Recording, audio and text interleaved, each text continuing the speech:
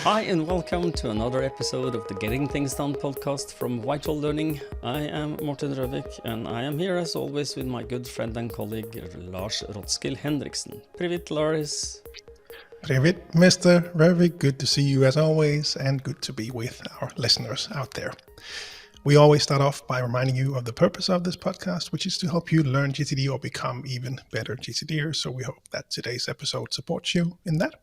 If you are new to GTD, we always recommend you go back and listen to episodes 1 through 6 to get an introduction to the basics of GTD, the 5 steps. Today's episode number is 89, and today's episode is about reference systems. Yes, indeed. We've received a listener question or a comment/question from some person you would like to read and tell us the name of, maybe. The name you were looking for is Hauke. We received an email, I think actually yesterday as of this recording. So the email read, "Dear Lars, dear Morten, I want to thank you very much for your great work with the podcast. Even with only the first 4 months down with the GTD system, your podcast helped a lot to tweak it here and there and making it better step by step. Without this, I would probably have drowned in work and things to remember. I'm really looking forward to all the yet unheard episodes and the episodes to come." Happy to hear that. Is there an episode dedicated to the characteristics of a good system for reference material? For example, or for the moment, I could not find anything about this in detail, at least in my experience. A lot of work and good ideas is wasted if material is just stored in quotes somewhere or in a more or less efficient system. Maybe you could elaborate this topic a bit in an upcoming episode if there isn't already one existing. Or do you have any information where to look for some advice on this topic? Thank you very much. Best regards from Germany, from Hauke. First, Hauke, thank you for writing to us. And it's an interesting question. And I was looking through the backlog before we started, or before we got ready for starting making a recording, and I could not find any episode dedicated to that. So this is a good opportunity to visit this topic. I'm sure a lot of people have this. We have throughout our 89 episodes touched upon reference material before, but we never made a dedicated episode. So this is for you, Hauke, and for all the others who is reference system curious. how do we do it, and how does what does the Getting Things Done methodology say? So I don't know. Should we just try and start with what qualifies as a reference system or reference material? Yeah. So a system alludes to that there is something you would like to put in there. So what is this reference material? What is it not? Yeah. Lars?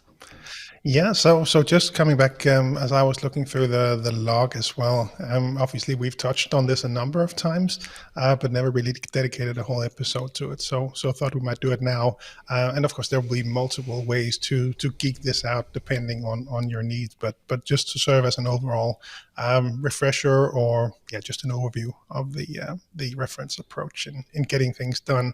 But the one that I mentioned back to Hauke when he emailed was number 46, where we talked more about the difference in approaches and how we approach digital reference differently. So, but yeah, good that we could dedicate a whole episode to this. So stuff will show up in your life. That's the first step in GTD, capturing things. Second step is to clarify. As you clarify things, there'll be 6 different buckets where things can end up. So when something is non-actionable, you can trash it, you can incubate it, or you can reference it for later. So these are non-actionable items that we want to be able to retrieve again at some later stage. So that is really the simplest way I would describe it. I don't know if you would add anything to that. No, it's something you would like to find after. This is the best, qualifications. No action is not actionable, and it is just for something you might want to retrieve at a later point. And I think that we can then also dive into just quickly what is not reference material. So that is anything that's actionable is not reference material. I don't know if you've done this, but when I started my career as a GTDer if there is such a thing as a career as a GTDer. Well, we made it our career by, well, yes, we made it our career to teach this, but one of the things I remember very clearly is that I had a reference system back in the day that was Evernote. What did they call that again? Do you remember the tagline they had, like the all-in-one bucket something? Do you remember the name that I called it? I don't remember the tagline. No, but you're right. There was the everything, the everything bucket. He came back to me now. So and that it became a bucket of everything. And one of the things I also tried then to use. I started using OmniFocus. I've been using that for years, and then Evernote and OmniFocus. When you learn GTD, when I learned GTD, it was a big mess. It was actionable items in the Evernote part and the non-actionable things in OmniFocus. It was a big mess. So one of the things that you need to understand, I don't know if you ever had a mess like that, Lars, but absolutely, I've seen you before systems, so I know I've seen that. But the possibility to just make sure that you are not mixing up reference material with actionable things is what I would suggest that you start with, and then after you've done that, how would you qualify anything that is a valuable reference? What would you call that? Would you take anything, like I said, everything bucket, or would you make some what would be the main qualifier for you, Lars? Yeah, I think we've spoken about this before, that we as of the start of this year started to teach a new version of the GTD seminar, and one of the things that I noted in that was also that when we talk about reference, the recommendation, at least when you start off with GTD, is that to not try to save anything that you can perhaps or likely search and find yourself later, because I think a lot of the overwhelmed reference systems that I have come across, at least over the years, have been where we tend to store everything. And you never know, there's, let's say I need some information, I need a manual for the lawnmower. I can probably find that. I don't know for sure. The company might delete it from their website at some point, but that kind of decision making is relevant for me to include when I consider whether I want to reference something or not. Yeah, and I think that what I would just add to that is that I'm sure people will remember I've said this before, but my son taught me the name, the word seriously, and I used the word bullshit filter because I tend before I understood what I was doing, I tend to collect everything. Anything that was remotely interesting, I would like to reference at some later point in life, and that made a big mess. And it was, my reference system grew too big, and just to before you archive something, ask yourself, is this archivable, or do I need to archive this for future reference? And if not, don't. Yeah. So because it is like with emails, is that the more you have of them in your archive or your inbox, it's the more difficult it is to find the one you're looking for. So just clear house, I think it is a good idea. By the way, you have to let your son know that this seriously question has also progressed into the Danish GTD community. I have heard from a few GTDers that actually apply this now in Denmark as well. So okay. Thought that was kind of fun. I'll let him know. Good. Funny. Yes. The next thing I've made a note of here is that we need to go back and just the bird's eyes view of this is we have physical and digital reference systems and reference material. So I think how about we dive into the physical first? So how do you what would a typical physical reference material be for you, and how do you handle it? Yeah. So the most common one I think is drawings from my boys. that, that seems to be the most common thing that will show up in my in my I know that inboxes. feeling. Yeah, exactly. Yeah, so I'll need to have a place to store those. Some of them are hanging on the wall here next to me. Some of them are filed for reference in the reference system. Not all of them make it there, I should say, because they're quite productive when it comes to drawings. So Mm. so there is that filter. Yeah, in some cases it'll be just simple receipts, things that show up in that, or letters that show up that I need to store. Could be information from let's say a car repair, for example. So that'll go into my physical reference system. Got some I got a very delayed Christmas card. I don't know what happened to the Danish postal service, but about 2 weeks ago now, early April, I got a Christmas card from one of the Danish GTDers. Really appreciate those. There are a few GTDers that send me Christmas cards, and I really appreciate them. So Yeah. I'll want to hang on to them because Mm. they really mean a lot to me. So they'll go in the reference system as well. So Yeah. things like that. Mm. And if you were to look in my physical reference system today, a lot of it will be trainer guides as well. So different guides for different seminars or different webinars that we have. They're all printed and hanging there and waiting for me to grab them. Yeah. And I think I have the more or less the same idea and how it works for me as well.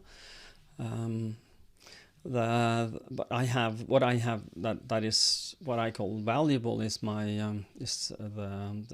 when you have a signed contract, for instance, that is typical reference material that I need to the office rental space contract here, and other physical things that has some value. But I also take one of the things I take, I save is I've done it for years and I've kind of given up because you can find PDF. But I think I inherited this from my father. Is that all the manuals you got from anything you bought that had a manual, I had an archive specifically just for this. And that's saved my bacon up throughout the years, but because and alphabetically stored. So if I have like the LG monitor, I will find it on L. But I've given up on that because it's just a Google search away now. Yeah. So it's kind of Same for me. Yeah. So that is. That's lost its relevance. But if something, the world, the internet dies, then I will be in big trouble. But if the internet dies, that might be the least of my troubles if my monitor doesn't work. Yeah, exactly. Yeah. Exactly. No, but I switched as well. I got a new coffee machine a few months back. Just threw that in when I needed to now do the cleaning and cleansing thing that the machine required. Then I just found a YouTube video to walk me through it. So yeah. And some of the newer gadgets I bought, they have actually, there's an app, and in the app when you set it up, it's a video in the app that tells you what to do, and then you can just go back to that if you want to set it up again. That is convenient. But it was a few kilos of manuals back in the day. it must have been. It really must have been. It was. So I don't know if you feel, but how would you archive it physically? Do you have hanging folders? Do you have manila folders? Do you have a cabinet? I have hanging folders in a cabinet. I bought one from IKEA, and when it was called Eric, and I was I would always mention this to the coaching clients. I have an Eric. But they stopped selling it. Sometime last year, I think they stopped selling it. So they have something else now, and it has a lock on it, and it's probably fine. But the one that I have, they don't have anymore. So I'm glad that I've got the one from here at the office, and I bought the same one for home as well. So I have the same system in each place, a number of hanging file folders ready for the Dymo label to be printed and put into, and then just put in the cabinet there. And I really appreciate it also that it's so straightforward, and I don't really have a lot. I think I have one drawer at home and 2 drawers here at the office, and very few new things are now added to it. I think more of it's really simplified over the years. But especially at home, it's been really helpful also to have a place for passports and travel documents, or currency for the different countries, or wedding certificates, birth certificates. We have these naming stickers. I don't know if you probably have them in Norway as well, and all around the world. These stickers with the kids' names on them, and the phone number that we put inside their clothes. So when they bring them, with them to school or to kindergarten, they know whose clothes it is. So we have those in there. I've used them a number of times, and just recently now we were on a vacation for Easter. And I knew I at some point bought some luggage tags that were really, rugged. So I went over there and thinking, maybe I don't know where I put them. Maybe I put them under luggage tags. So I went over there and found them. We had gotten some new suitcases. So I just had them there, some kind of old Kickstarter thing that I bought a while back. And now they have big yellow tags that says "mine, not yours." So I was glad to find them. Yeah, exactly. So I have that the same one at home. I don't know. Do you have different systems, or is it the same? Well, I am in the office here. I have I have a threefold system. One is for, as you said, all the trainer guides and everything that's related to be a trainer or a coach, anything that is in what do you call that, the magazine holder plastic that you can put magazines inside, because it's an E4, it fits there, and that's in the cabinet beside me here, so easy retrieval.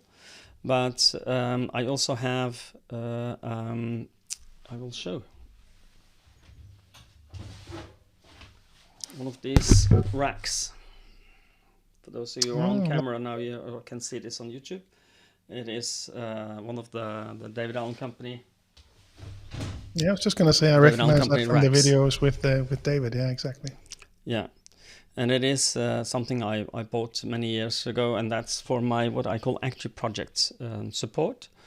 And it is also I also have action support material, easily retrievable.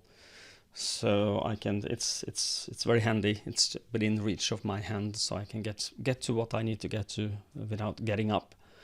And then I have behind me here, I have boxes of cardboard boxes, a little nicer ones, with I date them by the year, and then I archive in January. I go through and see if something is not active anymore in my active overview, and then put them there and archive them there alphabetically.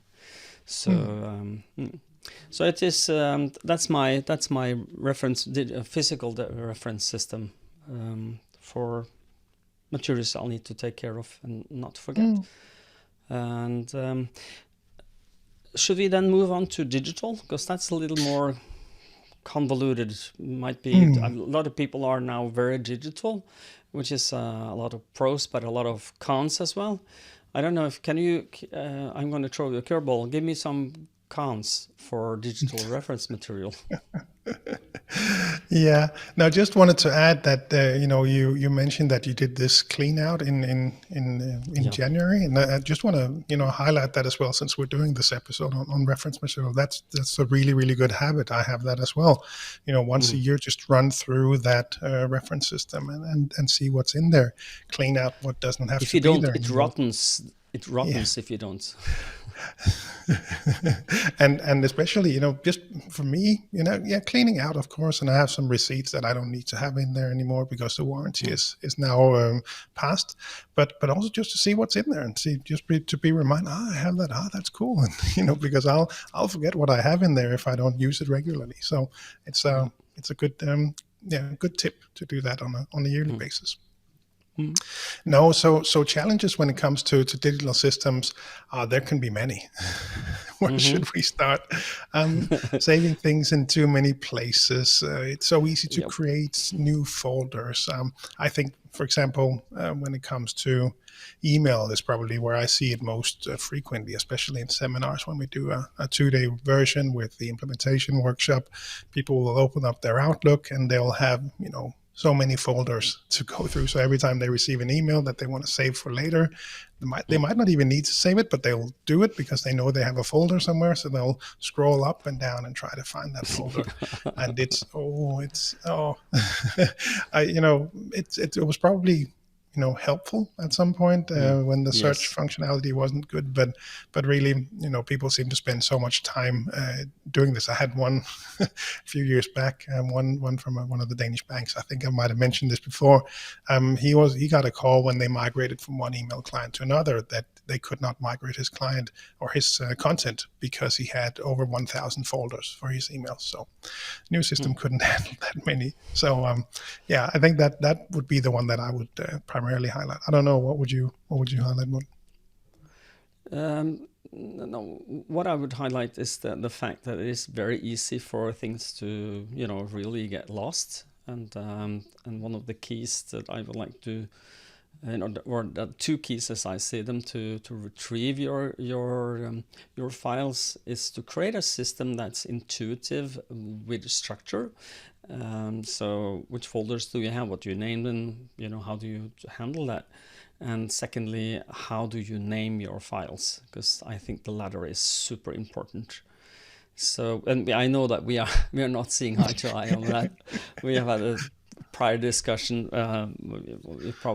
We should just revisit. That was episode 46. That's so long time ago. I can remember you were disagreeing with me sometime in the past, but 32 episodes or something. Yeah, or 52. Yeah, I don't. Something ago. No. Yeah. Yeah. So. But how would you go about? What I've done for file folders is I'm starting with what I call sphere. Which sphere am I in now? So it could be a sphere could be one of the companies I'm involved with, and this that's a sphere. Those are spheres, but it's also a sphere that I'm a personal private person that I call private. So it would be VitalLearning, and then the other companies, and then private. That's where I start to just make the separation. Do you do the same, Lars? Yeah, I do separate them, but it's just for me when it comes to reference. I think when it comes to digital reference, there'll be, I think, 3 different types overall, at least, with some for. Some of it will be notes that I'm making. So I'll be in I had a few client meetings earlier today talking about trainer certifications, seminars, and also a speech. So when I do my digital notes, that'll be the first criteria, I think, as to where I would put it and how I would organize it. Another would be just the files, so the different file systems that I have, and the last key one for me would be email. So those 3 together with physical items, those are the 4 sort of categories for what I need to typically reference, at least for me. So certainly in those. Do you use OneNote or some program? Yeah, exactly. Yeah. So when it comes to these notes, I use an app called Notes. Very suitable. so I'll use Apple Notes. Yeah, exactly. See, they thought about that when they named it. So I'll typically make my notes there. It's the transition that I've made earlier this year. So not too many things in there yet. My original notes system was OneNote. So I would have everything in there. That really goes back to my days of using OneNote as my GCD system as well. So that's been in there for 10 years, I think. And I like it. I think it's fine, works for me, and that's where you would find the distribution that you just talked about, or categorization, where I have personal Lars and I have business Lars in there. Not too many levels, but at least those 2 split into actual reference stuff, and you would also find my checklists in there. Okay, yeah. What do you use for your system? I use different things, as you do. Some things works best, but it is files in the folder structure at Google Drive would be my main for files.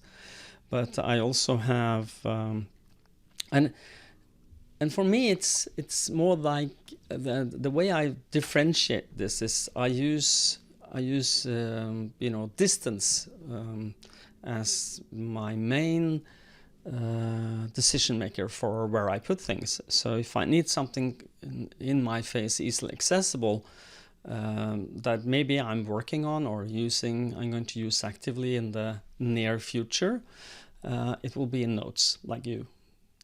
And most of my checklist is also in Notes, Apple Notes. Okay.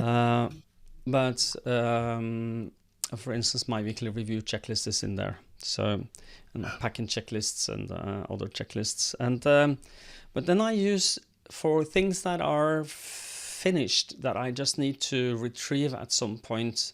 That could be a collection of notes, documents, files of any type that I need to retrieve, links. I use DevonThink as the database for that, and that works really well for me because I can then, you can you can do this in Notes as well, but I don't. And it is all about feelings. It's like I'm not attracted to Notes in that way. It gets easily too complicated, and I need a cleaner structure, and I think that DevonThink gives that to me. And so I put it in what is more when I finished, when I'm like I have in DevonThink, just to give you an idea what goes in there, is it could be coaching client notes. Anything that has to do with the coaching clients would live in DevonThink. And you will need physical access to my computer to get that, so it's secure, it's not synced anywhere. I'm not syncing. I wanted to try syncing through Dropbox, but I stopped doing that. But so for instance, when we do a GTDQ, the result of the GTDQ, like it could be a screen dump, I put in there. If we then work with the Kairos cognition for a client, that also go in there. All my notes from my Remarkable when we have finished our coaching will also go in there. I will then export it as a PDF and drag it into that database, and then I would archive the folder for that client when we are finished, so I can retrieve that information if you want to pick up our talks at a later time. So, and yeah, that with my files is my main system. So no, but I can recognize that that difference between some things, how I want to archive them. And I haven't thought about it directly when it comes to notes, but if you were to look at notes from coaching clients, for example, I will use OneNote for that because it just offers that flexibility that you then have from DevonThink, with the ability to add competency evaluations or any other files that I might want to bring up in a coaching session. So I have everything in there. So yeah, that makes sense, even though of course notes would probably support much of it. It just, like you said, it feels different. I want to use this tool for one thing, I want to use this tool for something else. That's really what it comes back to, I think. And in that DevonThink database with coaching clients is also what I call my resource library. We have a lot of PDFs and small videos and links that I like to share with my clients, that I'm when I need that tool, I know where to find it very easily. And it's just a few clicks away. So if I don't know if you've now narrowed down to files and folders. Are we there yet? Or maybe email. It depends on whether you want to do folders first or email first. But the email is always, like I said before, email is tricky because people will. And there'll be, of course, very different people that show up in coaching or in seminars. And of course, there won't be any sort of specific rule for how many folders you need or whether you need any at all. As I've mentioned before, I don't have any. It just all goes in the archive. When I have specific emails that I need to reference, for example, I will, let's say I have a waiting for someone where I want to be able to retrieve that email for following up. I'll just include that in my Apple reminders list, so I have the link back to that. But of course, some people will need to have separate folders. Could be GDPR perspectives, it could be HR or sensitive data, it could be that you need to split it by country because for whatever reason in your job that you need to see things and parked in different places. So people will need as many folders as they need, but try to simplify it. I think that's probably the general advice that I will give to people is, just reflect on the folders that you have, the ones that you don't need anymore. Well, perhaps we can just drag them under archive, and then the active ones that you actually use, you have those at hand, because it can easily over time get a bit overwhelming, if you ask me, at least. And I was going to interrupt you, but I didn't. Regarding email, is that a lot of people make folders, but they never clean them. So exactly. Make sure if you think that your folders are important for your well-being, most likely that is an illusion. I think maybe for many people it is. I feel more comfortable if I have a folder for this client or this project, and but what I suggest you do is to clean up. If you do once a year a cleanup, that might be a good time to do that. And then just what I do is, for instance, if I have my folder structure, if I have any, is an action support system. So it's not like a reference system in my folders. It's more like something I need to, for instance, I'm waiting for 10 different people to get back to me on separate emails, not in a thread, and I need to capture them somewhere. I will create a temporary folder for that project as an action support. I have a folder called action support, and then I give that name of the label under for the folder for that project. And when that project is over, I just drag that folder to archive and just archive it, so it doesn't need to show up anymore. It doesn't have any. If it doesn't have any, if it is just clutter, get rid of it, is my recommendation. So cut the clutter, as we would say. But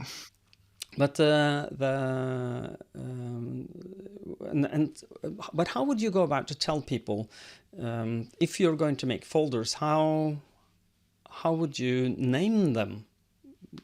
For instance, some clients have.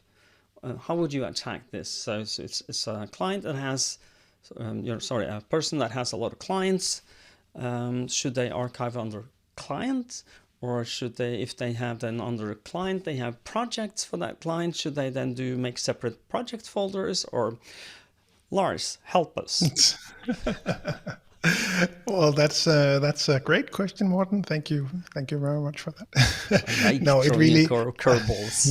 Yes. No, and yeah, no, it's when we come across this, or at least when I come across it, when we talk about the same goes for the list of next actions. Which lists do you need? Well, before we can tell you what lists you need, we need to know what the content is that we actually need to put on those lists, right?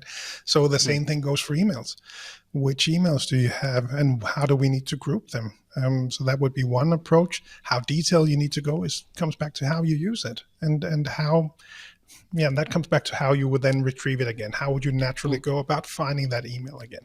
And let's say you were in HR, you work with 5 different business areas. Well, you might want to group them by that, because if that's how you navigate and find those emails back, then that might make sense for you to organize it in that way. So it really come back, for me at least, come back to the question of, well, how would I see you finding that again? How would you want to navigate to that email, if you even navigate to it? Because that's the question from my end.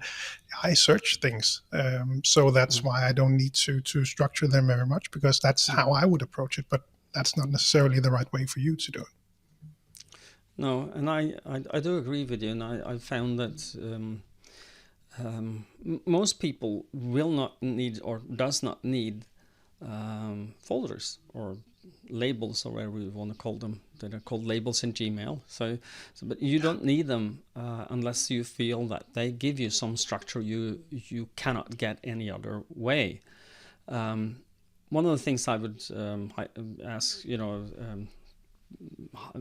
what I would suggest to you is that you make a projects archive folder, so a folder for projects you're finished with, And if you use, folders, the folder structure to focus on to create folders for the active projects. And when that project is finished, archive it. Don't wait. I am thinking that if you are not archiving your emails, you will create distractions for yourself. You will see things in your email that you don't need to see. So just when a project is over, archive it. And I do, as you, Lars, suggest to people that they should use the search more often to find things.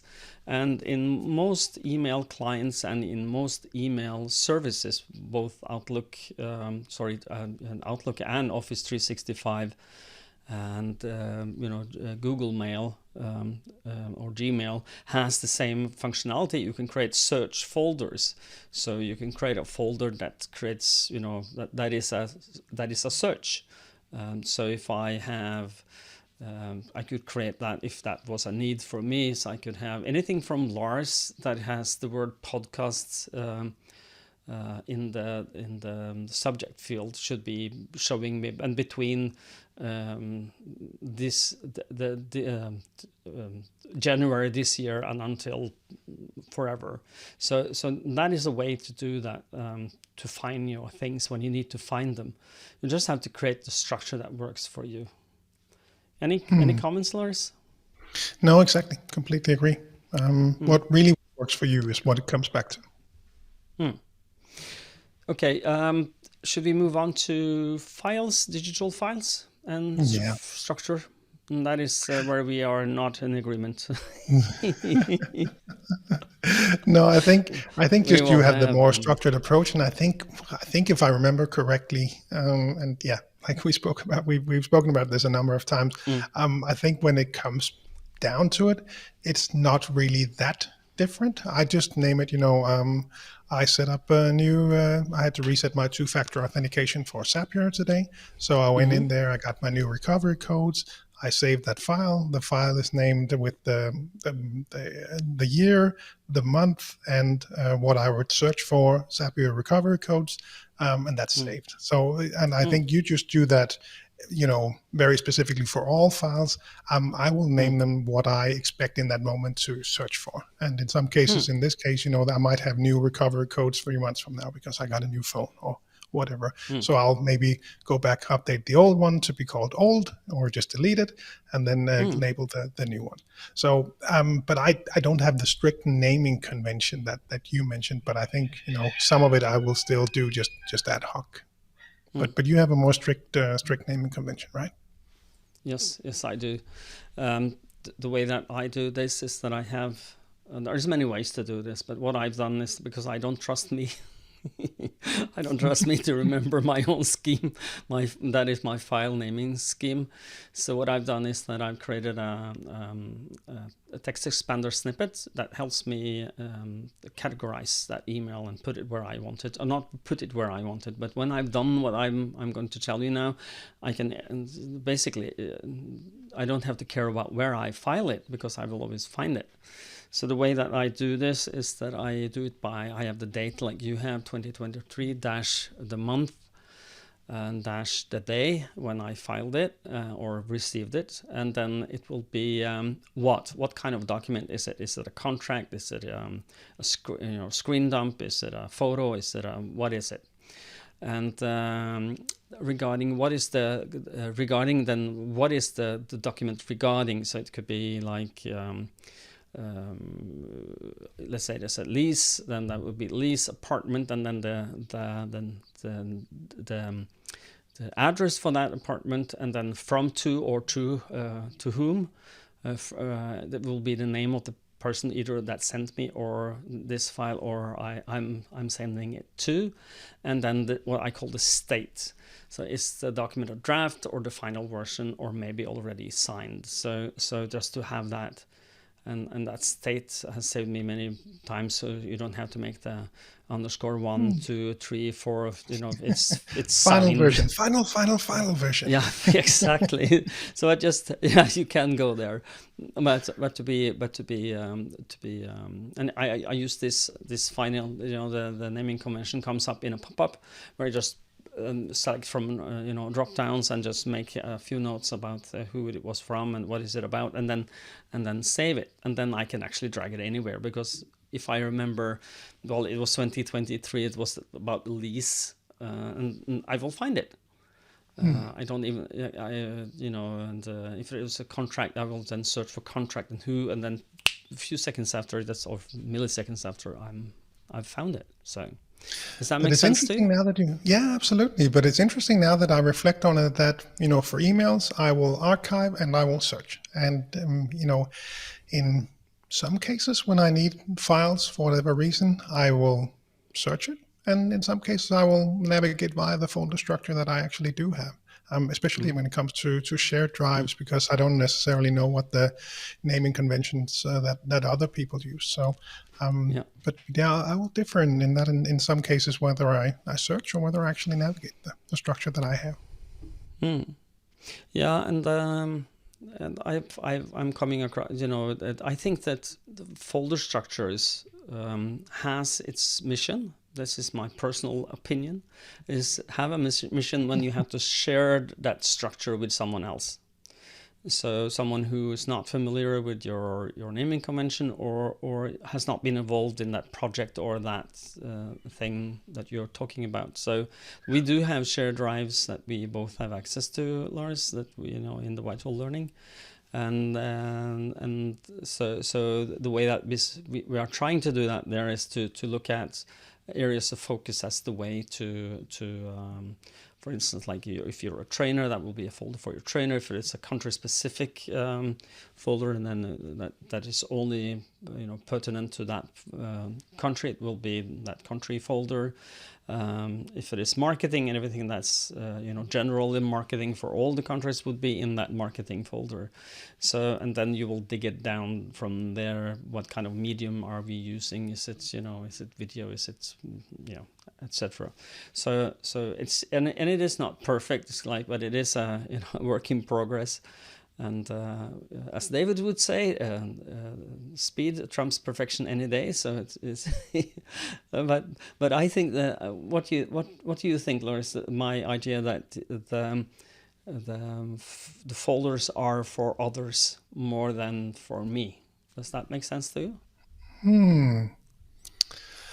Yeah, I guess it depends on how you navigate it. Because if I were to set it up, like I said, some cases I will search, some cases I will navigate. So I don't know necessarily that it would be for someone else. But, in any case, there should be an owner in who actually sets the structure. And I remember this back from my IT consultancy days. I remember when we had big projects. So we did payroll systems, for example, for big clients. And this would be there would be some standard steps in all of those projects. So we would have our own version of a project management methodology, and with that also came a specific folder structure that was set up in SharePoint. And I clearly remember that having to navigate that. I thought it was so cumbersome because there were so many. Somebody else made that. Exactly, because there were so many different phases in the projects, and each there was the right folder to put everything. There was so much, and of course to be able to reuse it, to be able to hand it over to support afterwards, we really had to follow that structure. It certainly made sense, but as a user, I was really struggling with navigating and finding the right place and placing the right documents. But we were so many people on those big projects that there simply was no other way. And that is also why I think, well, if you have access to a file folder structure and you can search those files, and if you are good at file naming conventions, if you're using, if not all people do that, the people who are the main contributor to that file folder structure should use the same naming convention to make people find things easily. I think that is key, but it is not easy. There's no way easy, but if you follow the things that you try to think through as good as you can, what do I need to see and how will I find it in the future? If you are mindful for that, you will try and create something. And I will be, I think, forever in search of the perfect file system and file naming schemes, but I'm not sure I will ever get there. So, and we No, have I think another layer we could add into that mix, which is Michael in Denmark. He uses the tags as well, and he is a big proponent of that, and him and I have gone butted heads a couple of times about this because I don't understand why I would use that. But hey, whatever works for you. And settled casting, and there will be, I'm sure there are some hardcore GTDers out there that will say, "What about this? What about this?" And for those people that need it, it's out there. I'm sure they will find it. You need it if settled custom is a word that kind of goes, makes you, I know what that is and I'm using it, and good for you. But it's a little bit for the rest of us who are not there. I don't know. Do you feel that we have something we should have covered now, Lars, that we haven't? No, I think we covered what I was hoping that we would. That we have, a nice, clear episode about reference systems. So just overall what it is, the different types of things that that most people commonly need to reference somewhere. We kind of walk through how we would place those in different systems, what you might use whatever works for you. Talked about naming convention. I think we pretty much covered it all. So hopefully this will be helpful for those out there curious about, the approach from a GTD perspective on referencing things. And please note, there are GTDers that Lars and I are implementing our understanding of, the reference systems. And there is no perfect version. Like back in the day when David wrote the book, it was A to C folder structure in Manila folders, which is, back in that day, that was the thing to do. We are not there anymore. We are mainly digital, so how do we handle that? How do we create our Manila folders so we can find them again easily? Yeah. So, and toss away anything you don't need. Be hard. That makes it a lot easier to find it after. So, maybe with those words, I can ask you, can you take us out, Lars? Well, I can partially take us out, at least with a quick reminder to head on over to VitalLearning.eu, have a look around, all of the different offerings that we have now, both relating to getting things done, but also crucial conversations, and the different offerings that we have today. You'll find links to each of the country websites there and more information about the different methodologies there. Outside the Nordics, head on over to cruciallearning.com to find your local partners. We also normally wrap up with a quick reminder about the summer camp, GTD Summer Camp 2023, June 17 to 18. We had a few more people sign up, so we sold out with the original early bird tickets earlier this year. We found a few more seats, so still let me know. Send me an email, lars@vitallearning.dk, if you want to get on that waiting list. We don't know how many seats we will be able to find, but send me an email. I'll put you on list. I'll create a folder for you. I promise. I will create an email folder. I'll put them in there. lars@vitallearning.dk. This is the time of the podcast where I will ask you nicely, please subscribe and like our podcast. I've had a little reflection today that some of you are subscribers and some of you are snackers.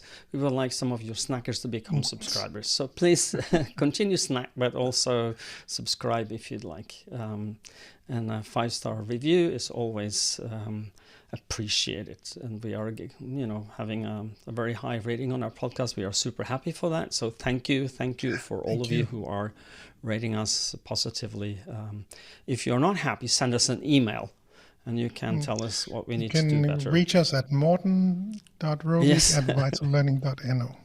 Yeah, correct. And do that. And I will talk to what Lars is doing wrong. So, okay. Now, Lars, will you take us out? I think I already did. You did? Did you do everything? The new approach.